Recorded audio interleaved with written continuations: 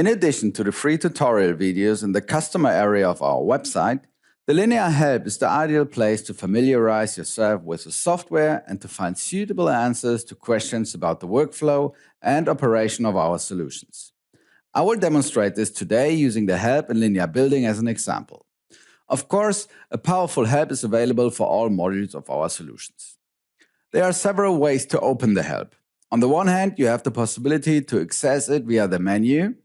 And on the other hand, there is a context-sensitive help function via the F1 key. Context-sensitive means that depending on where you are in the program, the corresponding place in the linear help is opened.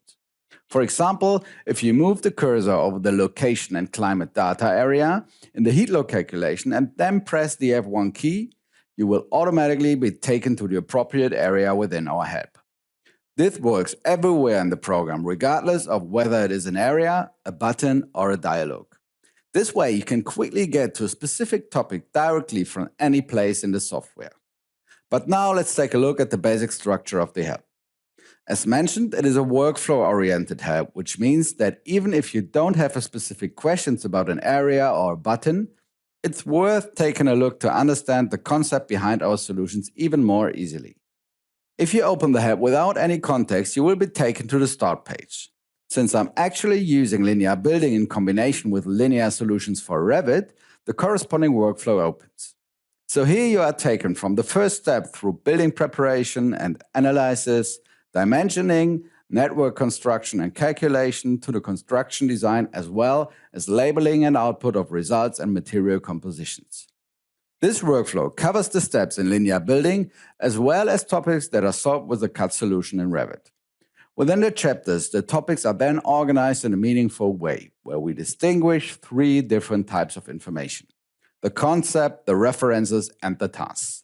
The top level is the concept, which usually starts with about, so in this case, about general heating load data. The concept describes the context and gives deeper background information about the topic. The next level are the references. Here, the individual elements in the software interface and their effects are described, easily recognizable by the heading that begins with details. The tasks are the third type of information. Here you will be given step-by-step instruction on how to use the respective function and how to complete the workflow step.